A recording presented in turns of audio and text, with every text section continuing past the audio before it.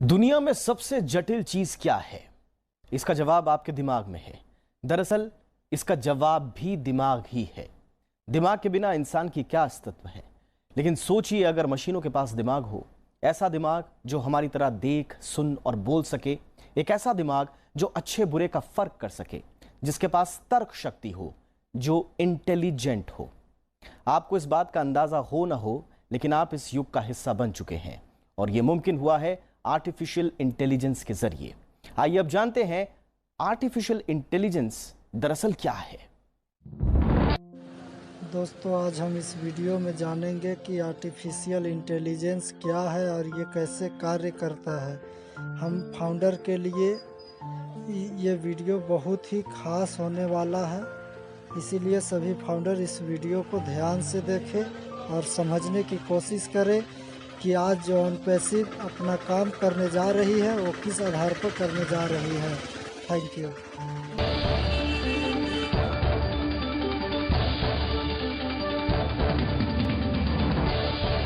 आप फेसबुक इस्तेमाल करते हैं तो आपको सजेस्टेड फ्रेंड्स की सूची हमेशा मिलती होगी। सवाल यह है कि वो कौन है जो आपको नए दोस्तों के बारे में सुझा रहा है। आप इंटरनेट पर काम कर रहे हैं और अचानक आपकी स्क्रीन पर आपके पसंदीदा जूतों और कपड़ों की सेल के ऑफर मिलने लगते हैं। सवाल यह है कि वो कौन है जो आपकी पसंद नापसंद के बारे में पूरी जानकारी रखता है। आपने अपने दोस्तों को एप्पल फोन पर सीरी से बात करते हुए सुना होगा। सवाल यह है कि एक फोन आपके सवालों का जवाब कैसे दे रहा है। यह सब आर्टिफिशियल इंटेलिजेंस का हिस्सा है। अगर आप सोचते हैं कि दोस्तों से चैटिंग करते हुए, कोई वीडियो देखते हुए या गूगल पर कुछ सर्च करते हुए आप अकेले हैं, तो आप बिल्कुल गलत हैं। दरअसल इंटरनेट की इस आभासी दुनिया में आपके साथ हर वक्त सैकड़ों एल्गोरिदम्स और लाखों कोड्स मौजूद रहते हैं। ये आपको सुनते हैं, समझते हैं और आपसे बात भी करते हैं। जी हाँ, इन कोड्स और एल्गोरिदम्स की दुनिया ही आर्टिफिशियल इंटेलिजेंस की दुनिया है। देखिए, इंटेलिजेंस मतलब बुद्धिमत्ता, इंटेलिजेंस। आर्टिफिशियल मतलब कोई ऐसी चीज़ जो मशीन द्वारा चलाई जाए। तो ये मशीन की बुद्धि है एक तरीके से। जिस प्रकार से इंसान बहुत सारी हम सेंसेस से, अपने 5 सेंसेस से हम इंफॉर्मेशन लेते हैं, हमारे दिमाग में जाता है और उस डेटा के आधार पर हम कोई एक्शन निर्धारित करता है ब्रेन। इसी प्रकार से आर्टिफिशियल इंटेलिजेंस भी अलग अलग सेंसर नेटवर्क से डेटा लेगा और फिर मशीन निर्धारित करेगी कि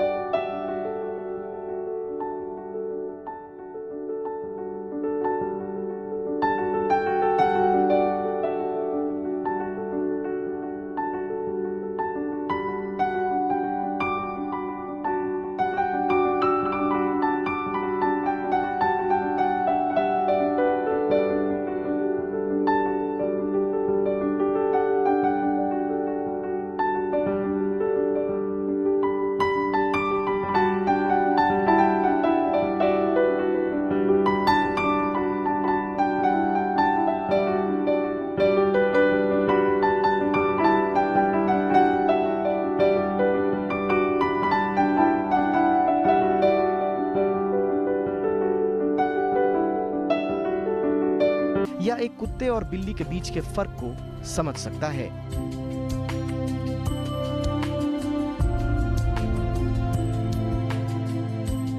अब सवाल यह है कि आर्टिफिशियल इंटेलिजेंस होती कैसे?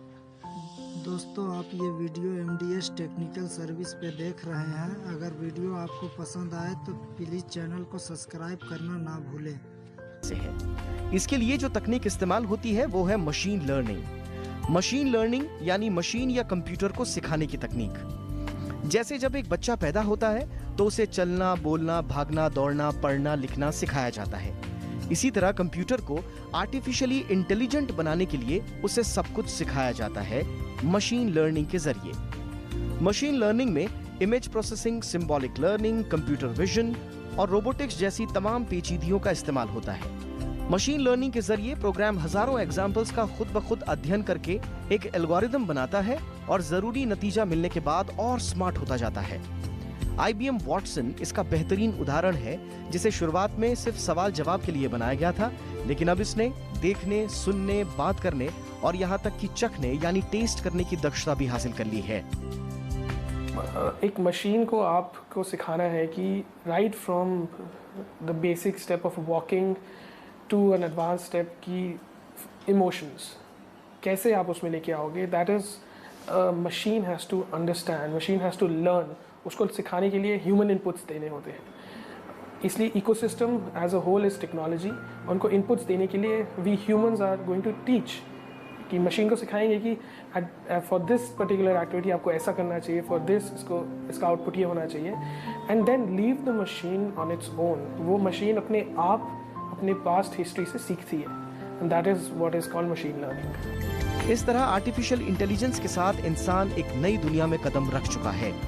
फिलहाल आर्टिफिशियल इंटेलिजेंस पूरी तरह से इंसानों पर टिकी हुई है, यानी मशीन को जितना ज्ञान इंसान देगा वो उतना ही विकास कर पाएगी। लेकिन इसका अगला चरण और दिलचस्प होगा, जिसमें मशीन एक बार प्रोग्राम होने के बाद अपने आप खुद के लिए नियम, कायदे और सोच तैयार करना शुरू कर देगी। Bureau report, Rajya Sabha TV. इंसान ने अपनी बुद्धि से कई नामुमकिन चीजों को मुमकिन बना दिया। 1950 के दशक में शुरू हुआ आर्टिफिशियल इंटेलिजेंस का सफर 7 दशकों में काफी आगे पहुंच गया और अब इंसान अपने सहयोगी और सहायता के लिए आर्टिफिशियल इंटेलिजेंस के नए नए तरीकों का विकास करने में लगा हुआ है। और इसके लिए हमेशा याद किए जाएंगे जॉन मैकार्थी, वो शख्स जिन्होंने आर्टिफिशियल इंटेलिजेंस की अवधारणा दुनिया के सामने रखी। लेकिन तब से लेकर अब तक काफी कुछ बदल चुका है, इसलिए आइए इस एआई के सफर पर आपको लिए चलते हैं। 1950 के दशक में अमेरिका के डार्टमाउथ कॉलेज के कंप्यूटर वैज्ञानिक जॉन मैकार्थी और उनके कुछ दोस्तों को यह जिज्ञासा हुई कि क्या कोई मशीन या कंप्यूटर वैसा ही सब कुछ कर सकता है जिस तरह हम इंसान करते हैं, और यही सोच आर्टिफिशियल इंटेलिजेंस के इजाद का कारण बना। साल 1955 में जॉन मैकार्थी ने अपने दोस्तों मार्विन मिन्स्की, हर्बर्ट साइमन और एलन नेवेल के साथ मिलकर आर्टिफिशियल इंटेलिजेंस पर शोध करना शुरू किया। साल 1956 में जॉन मैकार्थी ने अपने कॉलेज में एक कार्यशाला का आयोजन किया और पहली बार आर्टिफिशियल इंटेलिजेंस शब्द का जिक्र किया। इसलिए जॉन मैकार्थी को आर्टिफिशियल इंटेलिजेंस का जनक या संस्थापक माना जाता है। जॉन मैकार्थी ने जब इस पर काम करना शुरू किया उस वक्त तकनीक इतनी विकसित नहीं थी, लेकिन समय के साथ तकनीक, एल्गोरिदम, कंप्यूटरिंग पावर और स्टोरेज में सुधार के चलते आज आर्टिफिशियल इंटेलिजेंस काफी लोकप्रिय और कामयाब हो गया है। आर्टिफिशियल इंटेलिजेंस का सबसे इम्पॉर्टेंट चीज़ ये भी है कि वो डेटा सोर्स हम करते रहें, लगातार चीज़ों से हम डेटा लेते रहें और प्रोसेसर उसको जल्दी से जल्दी फास्ट प्रोसेसर्स के ज़रिए हम लोग डेटा से एक्शन जनरेट करते रहें। तो बहुत सारे सेक्टर्स में अब इसका एप्लीकेशन किया जा रहा है और आने वाले समय में हमारा ये मानना है कि लगभग सभी सेक्टरों में एआई और एआई से जो जनरेटेड रोबोटिक टेक्नोलॉजी है वो टेक ओवर करेगी।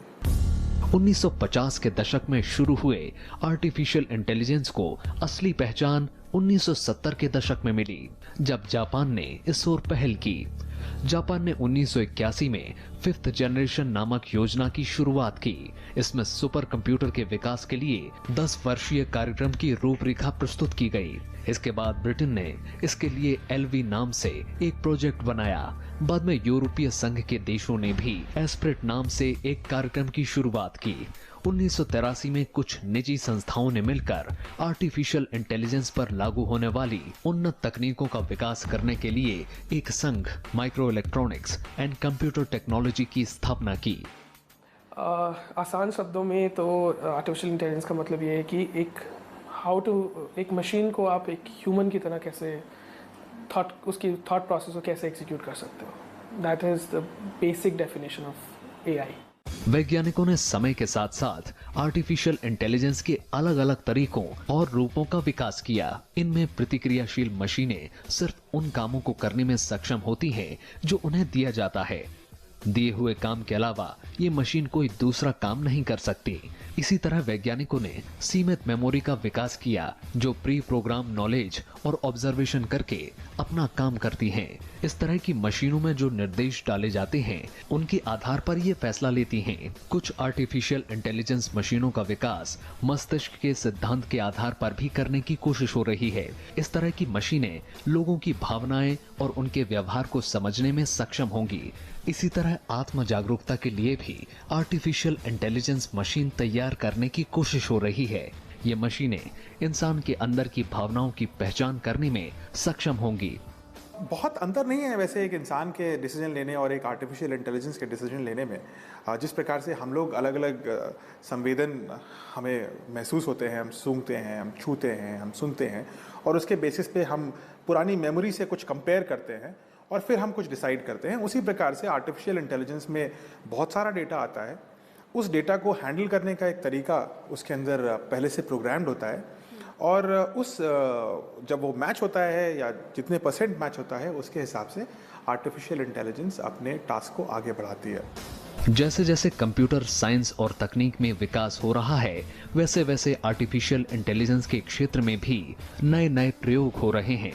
आने वाले दिनों में हमें आर्टिफिशियल इंटेलिजेंस के क्षेत्र में कई चीजें देखने को मिल सकती हैं।